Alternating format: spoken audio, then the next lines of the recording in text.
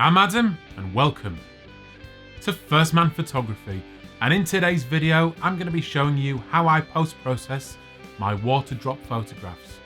But before we get into that, if you haven't done so already, head over to firstmanphotography.com, fill in your details and I'll send you a free copy of the ebook on how to capture perfect exposure every time. I think that's something that can help you out. I've had quite a few questions coming in about my water drop photographs recently, and if you haven't done so yet, check out the water drop photography tutorial that I've already put up to get those beautiful images captured and in your camera. But what I'm seeing mainly on Instagram is that people are having a problem with their exposure and other little issues that I just think can easily be solved to raise their pictures to the next level. So let's get into this. Okay, so we go straight into Lightroom and we're going to turn an image like this into an image like this. And as you can see, it's much better. Okay, so the thing I've been noticing on Instagram is that people are having a few issues, and the main one is with exposure. And if you look at this image, you can see that it is somewhat underexposed and it's just not popping off the screen. Which is what these water drops are all about. The second problem is that people are just not adding enough contrast to their images, whether it's coming out the camera and they're just posting them straight like that, or they're just not adding enough contrast. That's the second problem, so we're going to have a look at that. Another problem is that you've just got to get your saturation up on these types of images. They're all about colour, they're about strong images that are going to pop out the screen. There's not a massive amount of detail, so you want a lot of saturation. And another thing is to get your composition right.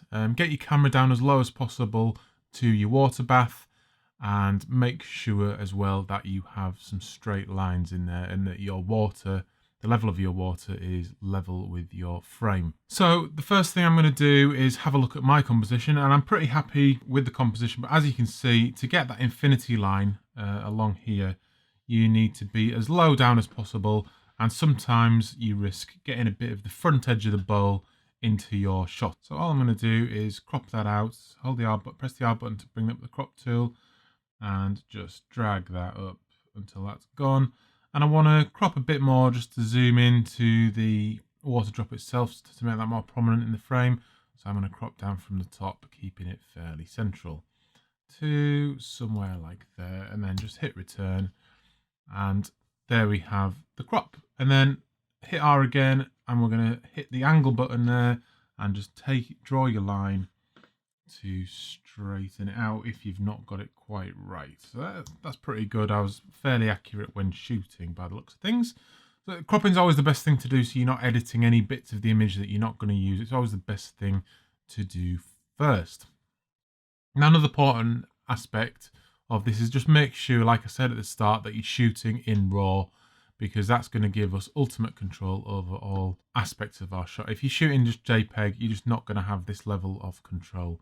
Okay, so let's go through the edit. As you can see, like I said, this is underexposed, so we want to drag our exposure slider up a little bit to start with, and I'm going to be just going to somewhere around 110. I think that's about right. I've got a nicely exposed down the bottom here.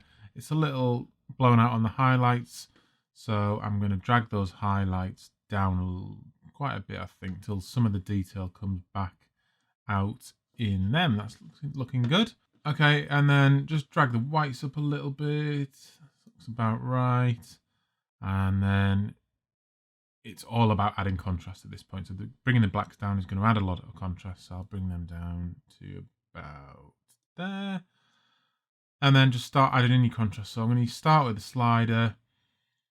That's looking okay. And then I'm going to add a tone curve, have a bit of medium contrast. That looks okay. Let's see what strong contrast looks like. And I think that's possibly a little bit too much. It's always, with contrast, it's always best to go to the point where you think it looks all right and then pull back a little bit, and you'll probably be in about the right place. So I know that's probably about right, and I know I'm going to add more contrast when we add clarity, and these images are all about adding extra clarity, and that's really what makes these water drop images pop, because there's not a lot of detail in there, so you can afford to add lots of clarity. So that's what I'm going to do next. and go up somewhere to around 60. And as you can see, that's really starting to bring that image out, especially the detail around the base of the drop here. That's partly to do with the colour of the dye I've used, but that really is starting to look good. So we have an enormous amount of control over the colour with these water drops, because you just have control of your colour in any post process, but there's not a lot of detail in it. So we're really gonna, and there's no expectation of what the colours are going to be in these water drop shots like there is with skin. If you're shooting a person, you want it to look like a natural skin tone, but with these images any colour goes, so you really have an enormous amount of control. First thing that's going to affect your colour is the white balance. So you can see, just play around with the slider to see what colours you can achieve with the white balance. I think I'm gonna go somewhere around the sort of pinky purple colour for this one. So that looks pretty good to me. I'm quite happy with that. And then you want to add some saturation, like I said, because you really want these images to pop. So it doesn't need to be too much all the time, but it depends on the colours. I mean, a desaturated colours for these doesn't really work for me. It's all about that bright colour, those big images popping off the screen or the print. So let's go for about 16, and I'm going to add some vibrance as well to about there. That's starting to look pretty good. And then if you come down to HSL, I'm not going to go into that too much in this tutorial, but you just have an enormous amount of control over the colour with this. And you can see this is quite a purpley sort of magenta type colour image. So that's where I'm going to have my control. You can hold this slider down to affect the colours that you've got directly. But I'm going to play around with this, and you can see that's affecting the purples around the base of the water drops. So I think that looks pretty good with a boost on that. So I'm going to go to somewhere around 17. I think that looks about right, because if you go too high, you end up blowing the colours out sometimes, which it was starting to do around this area of the image. And then I might just drag that magenta down a little bit, actually, to about -10. To match the sort of colour to the background. I think that looks pretty good to me. Because we haven't got much detail in these images, we can afford to add a lot of noise reduction. So if you zoom in, you can see that depending on your settings on your camera that you've used initially, you can really get rid of this noise and make the image as clean as you possibly can. So let's drag the luminance up, and let's have a look at somewhere around 60. Yeah, and you can see how that's cleaned the image up. And I'm just going to add a little bit of colour, noise reduction as well. Come back out, let the computer catch up, and we're starting to get somewhere like a pretty decent image. So you can go ahead and take out the vignette. You might want to leave that in. It depends. That's totally up to you. And depending on the lens you've used, you might want to remove the distortion as well. But again, that's totally up to you. That's a creative thing for you to decide. So the next thing is to get rid of these specks, which some of them are probably on the camera lens. Some are other drops that have spread out from this main drop. So to do that, we're going to use the spot removal tool, and you just hit Q, and you can adjust your brush size with the bracket keys on your keyboard, and then just start taking these spots out, adjusting your brush as necessary.